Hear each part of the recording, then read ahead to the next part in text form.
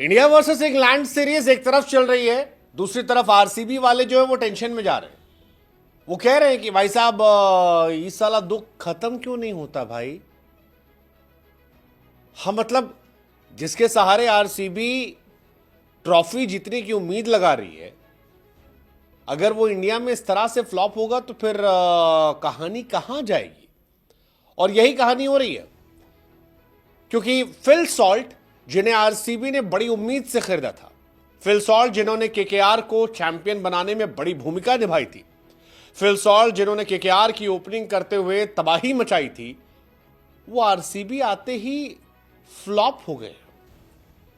और आरसीबी वाले जिन्होंने फिल सॉल्ट पर 11.5 करोड़ रुपए खर्च किए थे, मतलब बहुत बड़ी रकम है, 11.50 CR, बहुत बड़ी रकम।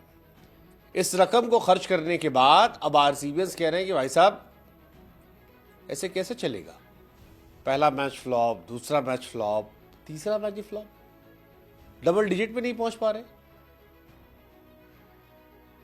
मतलब विराट कोहली वाली एक्सपेक्टेशन फिल सॉल्ट से इस बार कर रहे हैं आरसीबीएंस, लेकिन कोलकाता में 0 पर आउट है फिल सॉल्ट। चेन्नई गए, वहां पर 4 रन पर गए, राजकोट गए, वहां पर 5 रन पर गए।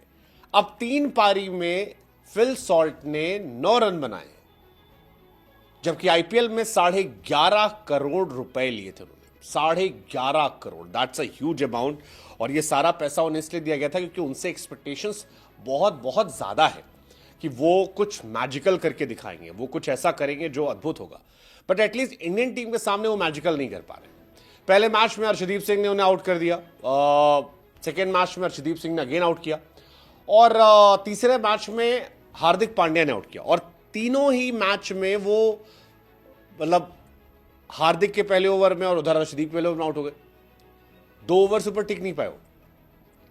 ऐसा लगा था कि अर्शदीप को ना देखकर आज फिल सॉल्ट जो है बहुत खुश होंगे कि भाई साहब अर्शदीप को रेस्ट दे दिया गया है, मोहम्मद शमी की एंट्री हो गई है। लेकिन ये सारी कहानी गड़बड़ हो गई। हार्दिक पांड्या आए और हार्दिक पांड्या ने आते आउट कर दिया, और फिल सॉल्ट की वो खराब फॉर्म अब उन्हें परेशान करी है। इंडिया के सामने तो बहुत फ्लॉप रहे, मतलब अगर आप इंडिया के सामने उनकी ओवरऑल 5 इनिंग देखोगे तो 8 रन है, 5 रन है, 0 रन है, 4 रन है, 5 रन है, मतलब बिल्कुल रन ही नहीं है। 22 रन टोटल उनके हैं, 4.5 का एवरेज उनका है। अब लोग कह रहे हैं कि यार ये आदमी आरसीबी में आके फ्लॉप हो गया या पहले से क्या था, क्योंकि फिल सॉल्ट एक बड़ा नाम है। फिल सॉल्ट वो नाम है जिसने बैक टू बैक सेंचुरीज लगाई थी। बहुत चर्चा हुई थी जब उनका सिलेक्शन नहीं हुआ था और उसके बाद उन्हें लिया गया कि केकेआर में जिस तरह से वो गए थे, सुनील नरेन के साथ ओपनिंग कर रहे थे, मैजिकल परफॉर्मेंस थी, मैजिकल परफॉर्मेंस थी। मतलब अगर आप देखोगे केकेआर की परफॉर्मेंस उनकी, 12 मैच में 435 रन थे, 435 run in just 12 matches, 12 innings कह सकते हैं। और 40 का एवरेज था, 182 का स्ट्राइक रेट था, विच इज फेनोमिनल। 4 मार दिए थे उन्होंने। लेकिन ऐसा लग रहा है कि जब से केकेआर छोड़ी है और आरसीबी ज्वाइन की है, ये वो फिल सॉल्ट नहीं है जिन्हें लोग जानते थे। मतलब आरसीबी वाला फिल सॉल्ट अलग है, केकेआर वाला फिल सॉल्ट अलग था। आरसीबी में आने के बाद इनका हाल जो है बुरी तरह से बेहाल हो चुका है, और ये इनके लिए परेशानी का सबब है। 5 single digit score in last 6 T20 innings, that's quite crazy.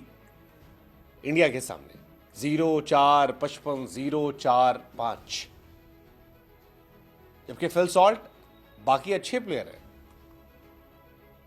West Indies सामने 24 इनिंग में 866 रन उनके हैं। इंडिया, पाकिस्तान, बांग्लादेश के सामने वो एक एवरेज प्लेयर नजर आते हैं इंडियन कंडीशन में या सब कॉन्टिनेंट में।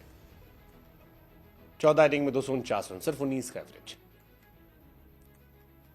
इंडियन टीम के लिए अच्छा है। आरसीबीएंस भी जो अभी देख रहे हो खुश है, लेकिन उनको डर लग रहा है कि यार ऐसा ना हो कि मामला गड़बड़ा जाए।